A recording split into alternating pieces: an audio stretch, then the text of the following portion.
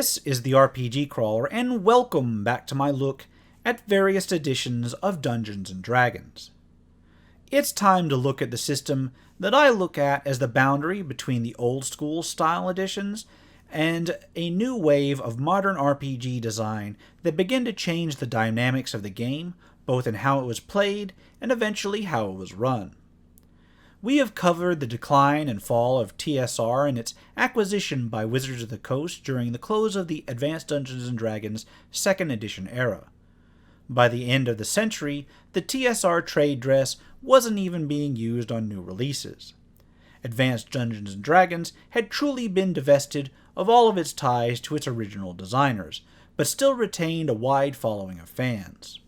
However, that following had to grow, and in order to attempt to expand the reach and accessibility of Dungeons & Dragons going forward, several decisions in design, in marketing, and even in the very method of content production were made, resulting in the creation of an entirely new edition for the new decade.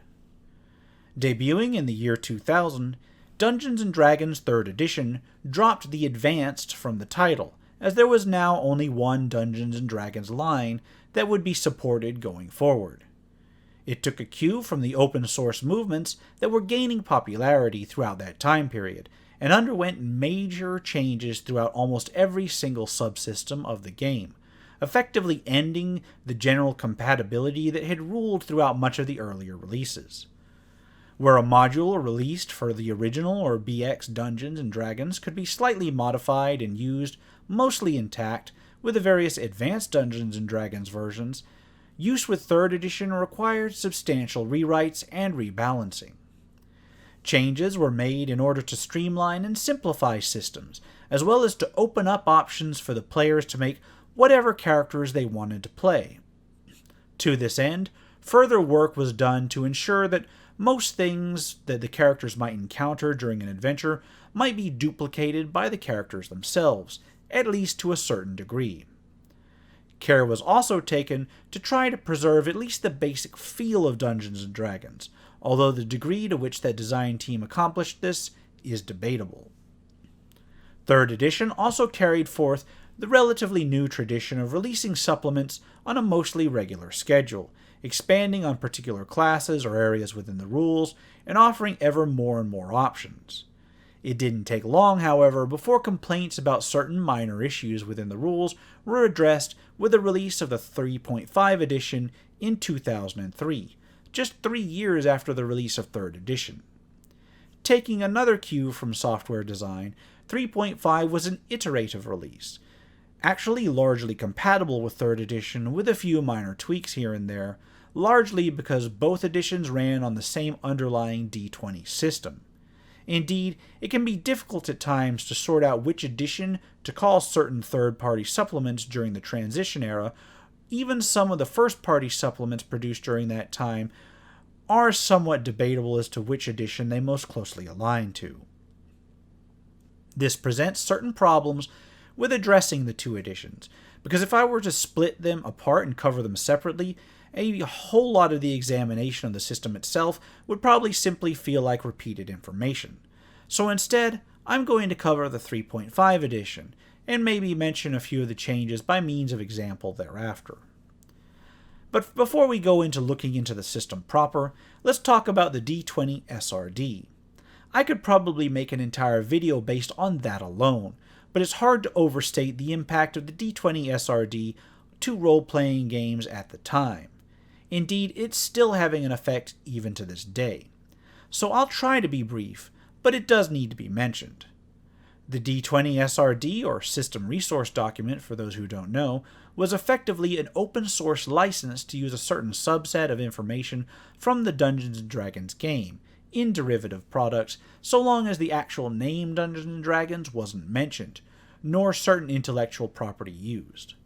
There were certain other limitations, of course, but it was the general gist of it. The SRD didn't quite contain a full RPG. It lacked certain subsystems in the game that make it completely playable, but it came very close. Large lists of classes, class abilities, monsters, magic items, spells, and so forth were released as open content, but more importantly, the underlying D20-based system that governed combat, skill and ability use, and so forth were all made available for people to work with. The intent was for third parties to be able to craft their own content, which then required the core books to rules, thus supposedly encouraging sales of the core system. And there was an explosion of campaign settings, adventures, monster books, class expansions, all made possible by the SRD. Some may say that too many things were released during this time, as it did create a flood of material of extremely variable quality. And then an interesting thing happened. People started to make role-playing game systems under the license. As such, there was an explosion of highly specialized role-playing game systems covering everything from a particular anime to wrestling to sci-fi settings and so on. But it didn't stop there, because the D20 system was also used to create fully functional RPGs that came very close to the playstyle of earlier versions of Dungeons & Dragons, some actually virtually duplicating those editions. And thus the OSR movement eventually started to pick up steam. When 3.5 was winding down towards 4th edition, the Pathfinder system was developed using the SRD as well, eventually becoming a major competitor for Dungeons & Dragons. By virtue of the D20 SRD alone, and the things that it allowed, 3rd edition would be worth remembering just for that. But now let's take a look at the books and the system itself, and the changes and developments of 3rd edition in general. Specifically, as I said, we'll focus on 3.5. Primarily developed by Monte Cook, Jonathan Tweet, and Skip Williams, the fundamental core of the game is represented in 3 books called the Core Rulebooks, 1 to 3. Player's Handbook, Dungeon Master's Guide, and the Monster Manual respectively. Of course, both 3rd edition and 3.5 accrued many first-party editions, not even going into the third-party material, but we'll get into the ramifications of that later. For now, let's concentrate on the core system. As always, I'll try to mention major changes from prior editions, but in this case that's going to be quite a bit, because of how drastically 3rd edition's iterations differed from the older editions, so prepare for a bit of a watch. We'll start with the Player's Handbook, the 3.5 version of which clocks in at 317 pages of content, plus a character record sheet sample. It, like all of the other new books, has a full-color interior with a mix of color and black and white illustrations and border art design meant to give the impression of reading some sort of tome. It starts with an introduction to the D&D game rather than to general role-playing, and immediately the differences in focus and philosophy are noted.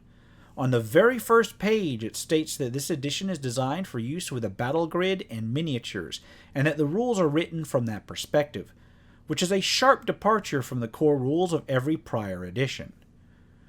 3rd edition did start the need for exact battle positioning, which is fundamental to the very rules themselves and would continue onward into 4th edition.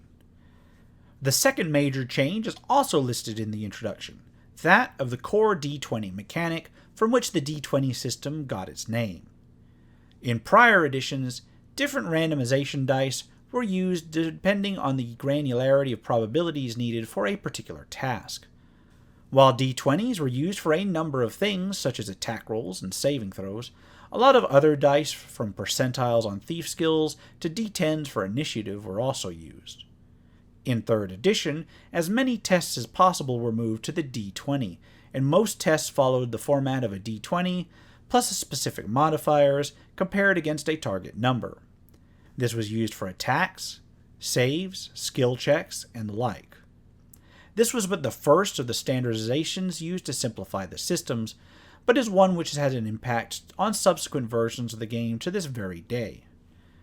Other preparatory information regarding what you need to play follows, and finally the introduction concludes with a very handy step-by-step guide to character creation, which is extremely useful to summarize the process.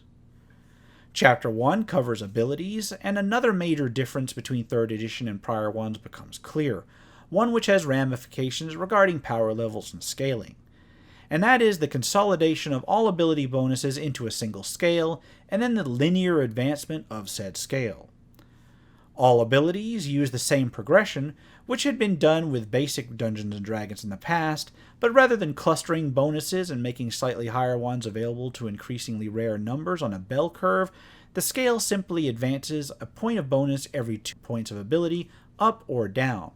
10 is considered average, with no adjustment, while every even number, up or down, is represented by another 1 point bonus or penalty.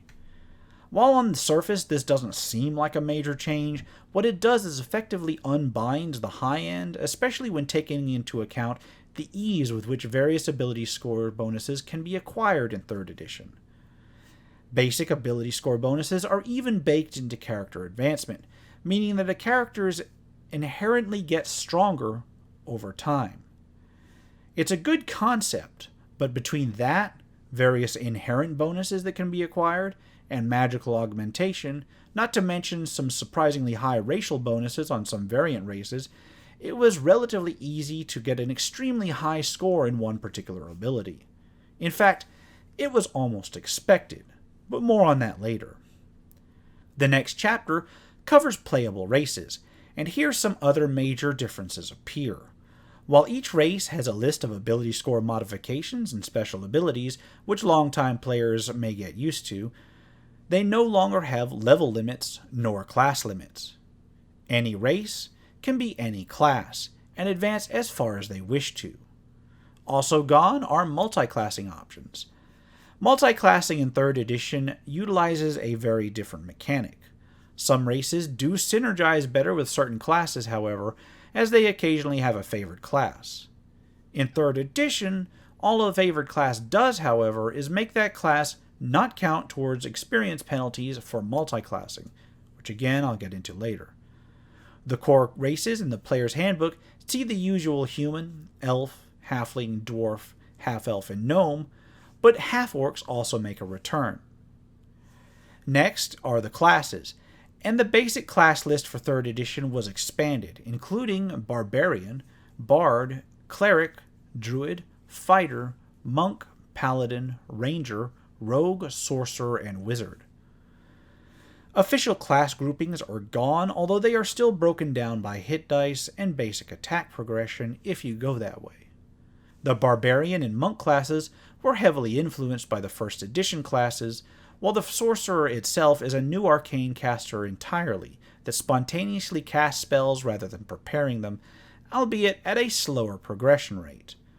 The others operate somewhat similarly to how they did in earlier editions, however, class progression has changed, as have particulars. First of all classes now share the same experience progression, and indeed it has been unmoored from the classes themselves. Rather, every time a character attains a new level, they can select to advance any particular class. In this way, they can multi-class by taking one level in a class at a different time, although some have limitations on whether the class itself can be multi-classed back into. Beyond the change to multi-classing and experience advancement in general, classes now only have 3 saves: Will, Fortitude, and Reflex, each one modified by a relevant ability. Each class then advances either swiftly or slowly with a basic bonus in each save group. Classes also have basic attack bonuses. Gone is the old idea of THAC0 and attack tables. These all operate with a new core mechanic. For instance, to make a will save, you roll a d20, add the base will save, and then your wisdom bonus. To make an attack, one rolls a d20, adds the base attack bonus, then either the strength or dexterity bonus depending on what type of attack it is. Attacks also have become iterative, so if you only attack and don't move or anything, you can make additional attacks for every 5 points of base attack at a -5, presuming that this leaves you with at least a +1 bonus. For instance, at a base attack of +6, you could then make a second attack with a +1 bonus. And at a base attack of +11, you could make a second attack at +6, and then a third at +1. And while this all seems well and good, it does present certain issues, which I'll talk about in the wrap-up. Hit dice are no longer capped. A character will gain a hit dice each level all the way up to 20, meaning that their hit points can accrue to be pretty considerable. Classes also tend to be a little bit more effective overall, with more things that they can do explicitly spelled out in the class and more powers gained over the course of their levels. Of note is the addition of zero-level cantrip-style spells to the primary casters, as well as a general increase in the number of bonus spells a character can get for higher ability scores or for specialization and such. This generally leads to additional spells for lower-level characters across the board. Next chapter covers skills, which replace the old non-weapon proficiency system entirely. In 3rd edition, characters earn extra skill points at each level, which they can then put into individual skills. Each skill has an associated ability score, and the number of ranks and the cost of each rank of the skill varies depending on whether it's a class skill or a cross-class skill. Following the skills are feats, which are new to 3rd edition. Characters receive feats every few levels, and certain classes like the fighter receive them more often. A feat allowed for either a flat bonus to one action, or granted the ability to take certain actions. And this is where 3rd edition really began to get into trouble, because while the initial feats were relatively well balanced, additional feats were released throughout the lifespan of 3rd edition, which were inclined to get more and more powerful over time. The section on descriptions also covered various alignments, with 3rd edition still using the classic two-axis alignment system of law versus chaos and good versus evil. Various gods were also used for the default campaign setting, which in the case of 3rd edition ended up borrowing a number of them from the Greyhawk campaign setting. Things such as height, weight, and age round out that chapter. Equipment in 3rd edition was somewhat changed as well, with coin conversions being simplified with the elimination of the electrum piece. Weapons now have overall categories, and things like speed factor and weapon damage versus large or man-sized creatures were entirely removed. Instead, the damage depends on the size of the weapon itself, which is usually set by the person wielding it, so that a half-orc or a human wielding a medium-sized longsword does more damage than a halfling wielding a small-sized one. Critical hits were also modified, with most weapons following a natural 20 equals double damage formula, but certain others allowing for more damage on a particular crit or a wider range of numbers resulting in a crit. Critical strikes had to be confirmed with a second attack as well, so no longer was a natural 20 automatically hit and double damage, just an automatic hit. Ranged weapons are also handled a little differently as well, with range increment listed rather than simply short, medium, and long ranges. For each range increment past the first that a weapon was fired, an increasing penalty was taken, with a maximum of 5 range increments for thrown weapons and 10 for projectile weapons. A projectile weapon could potentially shoot for an incredible range, albeit at a serious penalty, which is actually something I kind of liked. Furthermore, the difference between indoors and outdoors measurements was immediately evident here. No longer does the system treat firing indoors in feet and outdoors in yards, it's all simply feet. Armor class was modified in 3rd edition as well, as it now set the target number an attack roll had to meet or beat. Thus, higher armor classes were better now, a stark contrast to earlier editions. Rather than outright banning certain classes from wearing armor, armor simply imposes penalties to skills and to arcane spells. If you wanted to, you could outfit a wizard in full plate with a heavy shield, but it would make it nearly impossible for them to cast spells effectively. Nearly, but not completely. Although I don't know many people who would wear armor as an arcane caster, the option was there, and it was nice to have. I know I at least a few times did wear certain light armors on low-level casters, when I thought I'd face more combat than my spells could sustain me through. The next chapter was of combat, and all of the basic rules for combat were moved into the player's handbook, with no keeping combat rules secret in the Dungeon Master's Guide. As was stated, the combat system in 3rd edition relied heavily on a combat grid, with a great deal of the combat rules referencing exact placement. Spells and effects now have square layouts, creatures now have exact sizes that show how many squares that they take, and even movement is broken down into the number of squares a character can move. A round was reduced to just 6 seconds, and initiative was fixed in a fixed turn order. You only really rolled once at the beginning of combat, and then combat proceeded by turns in this manner until every enemy was either fled or defeated. This is a system that has remained to this day. Likewise, the action economy school of thought was introduced with 3rd edition, as each character can perform one action and one movement, or forego their movement to perform a full round action, such as a full attack. The concepts of flanking and the attack of opportunity, which had actually been present in the game for a few editions, were now formally named and defined, as was the concept of surviving until -10 hit points.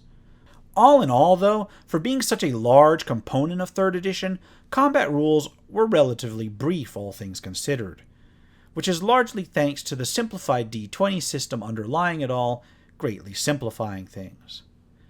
After the combat chapter is one on adventuring, which covers the usual ideas of movement, vision, and light, breaking objects, and similar rules. Not much changed here except that objects now have a DC to break, or can be treated as having hit points as before. The magic chapter is next and covers spell acquisition and casting. Most notably different in 3rd edition is the existence of the concentration check, which is a roll that a character makes in order to not lose a spell while being damaged while casting it, as opposed to early editions where it was simply an automatic loss. The idea of counterspelling was also introduced, which was rarely used in my experience, but was something that could be very useful, in that a character could effectively shut down an enemy caster if they anticipated the proper spells. Other portions of spells were further formalized, although little else was really outstanding. Most of the useful portions of the magic rules simply standardized things which had been ill-defined before. The next chapter is the spell list, which includes lists of spells by class. A number of the old classics were included in the main book, and the spell list is quite extensive, taking up almost the entirety of the rest of the player's handbook. All in all, spells tended to be a little bit more combat-focused, and a lot of utility spells were clarified and actually somewhat downgraded from earlier editions, in an attempt to balance spellcasters that sadly was doomed to failure. But more on that later. The player's handbook then closes out in a glossary of terms and an index. The Dungeon Master's Guide, at 320 pages, is about the same size as the player's handbook and has the same full-color layout that the first book had. As most of the combat rules and actual rules of play have been shifted over to the player's handbook, this has left a larger amount of space for the Dungeon Master's Guide to address specific situations, world building, and so forth, which I believe ends up being of benefit. The Dungeon Master's Guide starts with a brief introduction, and then a section on running the game, including a brief overview of world building, teaching the game to new players, and the various styles of play that can arise during a typical Dungeons & Dragons setting. There are also tips on knowing and working with the players, vital skills for a beginning DM. In fact, the rest of the first chapter just deals with how to handle certain issues that can crop up during play, including rules disputes, overpowered players, and so forth. Chapter 2 covers more about the specifics of the rules, starting with the exact detail on grid use and movement, variations and basic evasion rules, then bonus types. Bonus types and the way that they stack were actually a long-term issue with 3rd edition. A pretty expansive section on specific situations that could come up in combat followed, and then guidelines for making ability checks, skill checks, and saving throws. After some basic hints on handling specific magic effects, the guidelines for experience follow, and here is another major departure from prior editions. Rather than flat experience for encounters, 3rd edition treated monsters and encounters as being of a certain challenge rating or encounter level. This allowed the encounter to be judged versus the party's overall strength, allowing for variable experience to be awarded depending on how difficult the encounter was in relation to the party. While great in theory, this did result in a little bit more complexity than simply using flat experience numbers. The next chapter handles adventures and adventure design, including the various types of adventure that can be run, and what might be good or bad elements of certain adventure types. Again, this is actually rather useful material, some of which wasn't covered officially in prior editions, and some of which may be useful to a DM regardless of the edition you're trying to run. Treasure tables follow, although 3rd edition doesn't really use treasure types as prior editions had. Rather, it declares treasure by level, with certain monsters having certain modifiers, such as triple coins or no treasure at all. The sheer breadth of non-coin treasure was somewhat reduced as well, which made treasure easier to loot and identify, but did tend to actually expose a larger percentage of treasure awarded directly to the party, since they didn't have to figure out what objects may be valuable back in town. This was somewhat mitigated by the reduction in overall treasure amounts in this particular edition. Honestly, the most useful part of the chapter to me was the section on dungeons, which covered various terrain, features, and traps, as well as basic guidelines on randomizing a dungeon. I find that inclusion interesting simply because 3rd edition really did deprecate the sort of randomized mega dungeon format by its very nature. The chapter goes on to cover basic rules for wilderness adventures and weather, and then the oft overlooked urban encounters. The next chapter covers non-player characters, including the usual basics on creating them, but also the optional leadership feat. This takes the place of henchmen and cohorts, which are almost completely deprecated save for this optional feat in 3rd edition.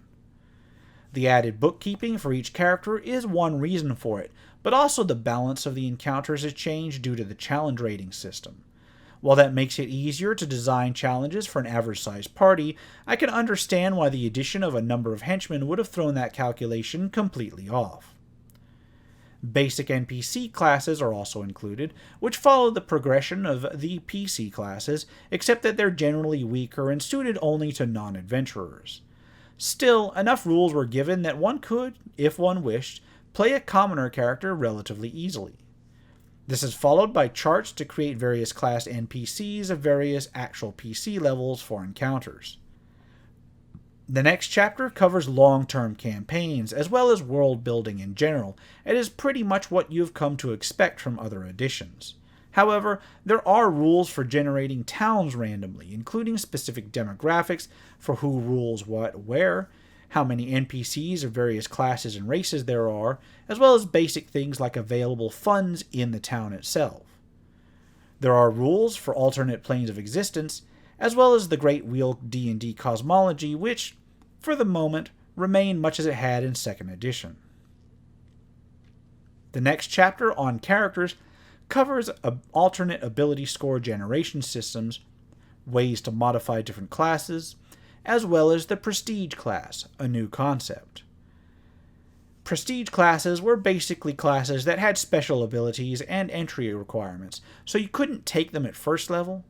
Many of them had only 10 levels or less of advancement and required you to go through 5 or 6 levels of another class in order to get to them. Rules for improved familiars, different mounts, and cohorts gained from the leadership feat were more fully fleshed out in this chapter as well. The chapter closes out with a brief mention of epic advancement, that is, characters that advance beyond 20th level. The next chapter is magic items, and, as always, covers a fair percentage of the book. Many of the classics are in here, as well as additional new ones, rules for artifacts and intelligent items, and so forth. Of note, however, are the extensive rules for magic item creation. One of the principles of 3rd edition, as I mentioned, was that a character with sufficient time and effort should be able to create basically anything an NPC could, short of artifacts, and thus much more detail was given towards magic item creation. The book closes out with a glossary and index, as has become pretty standard, although there are some templates mixed in there as well for determining area of effects on a grid. The final core book, the Monster Manual, sits at just 317 pages, much of which is occupied by an alphabetical list of basic monsters, as well as explanations of the stat blocks. We've seen this before, so there's little to go into. However, the rear of the book contains information for advancing monsters, either making them larger, giving them additional hit points, giving them class levels, or using certain templates, as well as creating new monsters. There's also a group of monster-only feats. Theoretically, PCs who qualify for those feats could take them as well, at the DM's discretion. There's also a decent section defining specific monster abilities, which have been standardized across monsters in this edition, much like the player character information. Now, there's 2 ways to look at 3rd edition. One is at its base, with just the core rulebooks. This may shock people who have seen my preference for old school gaming, but Overall, I didn't think the core books of 3rd edition made for a bad system. A flawed system, to be sure, and one which really began to ramp up player character power and complexity, one which formalized the need for battle maps to the point where it was difficult to actually run combat without one. But it's not a bad system. I've always said that at low levels, D&D is the most fun and balanced, and that's certainly the case here. Mathematically, a lot of the basic skills produce effects that are impressive, but not superhuman until one gets past 5th level or so. Classes feel different, but each have their own specializations, and each really do feel like old D&D classes. However, even in the core rules, some problems begin to immediately become evident. As I mentioned before, linear progression has been put into a number of places, which is all well and good until you realize that everything builds upon itself. So having unbounded progression in 2 or 3 things that can stack on top of one another soon leads not to linear progression but to exponential progression. Before long, the differences between what a character is good at and what they are bad at becomes less a matter of a character being good or bad at something and more a case of them being almost unable to fail and almost never succeeding. The tweaks for caster classes to make them more survivable at low levels tend to make them more common and build up their dominance in later levels, exacerbating ideas about caster supremacy. And the overall complexity of interactions between class abilities, feats, and skills made optimizing builds a prominent metagame. And that's even before considering the expansions, which is the second way of looking at it as a whole with all of the alternate expansions. Over the relatively brief lifetimes of both 3rd and 3.5, both versions saw the release of a large number of splat books building on races, classes, and so forth, each with a large number of new feats and new spells, some with entirely new mechanics, many with additional races or classes within them. There were a number of additional monster books as well, and a second player's handbook and Dungeon Master's Guide that added even more additional rules and rule options. In many cases, these were not balanced against one another, and thus an explosion of theory crafting new character builds occurred, much as happens in massively multiplayer online role-playing games in other computer role-playing games. Certain builds ended up being completely broken, and as the 3rd edition progressed, it began to resemble the computer gaming world, complete with people demanding nerfs, complaining about nerfs, devoting entire boards to picking apart and optimizing character builds, and so forth. Now that having been said, the 3rd and the 3.5 versions of Dungeons & Dragons were still recognizably Dungeons & Dragons, and aside from ushering in a new era of character building and combat complexity, I thought it was still a fun game. I personally was a little bit late to pick up 3rd edition, but I did end up running it almost as much as I had my 2nd edition games before it. For all of its faults, it did streamline the game in many ways that do make sense, at least when separated from the more complex and thus more time-consuming combat and bookkeeping inherent in 3rd edition. And thanks to the OGL, we actually got to see how some of these changes might look when applied to older editions, in the form of the various retro clones and the OSR movement in general. However, the notable departures from what D&D had been effectively made the OSR movement, and eventually did lead onward to 4th edition. 4th edition. Which I suppose I'll have to cover next. I mean, I can't skip it, can I? Oh God. Well, on that note, I'm going to have to leave it here. This has been the RPG Crawler with my D&D Retrospective looking at 3rd and 3.5 edition. If you like what you've seen, remember to leave a like, comment if you've got feedback, and subscribe for more RPG content, both tabletop and computer. If you're feeling particularly generous, I do have a Patreon at patreon.com/rpgcrawler that goes towards supporting the channel. Until next time, take care and goodbye.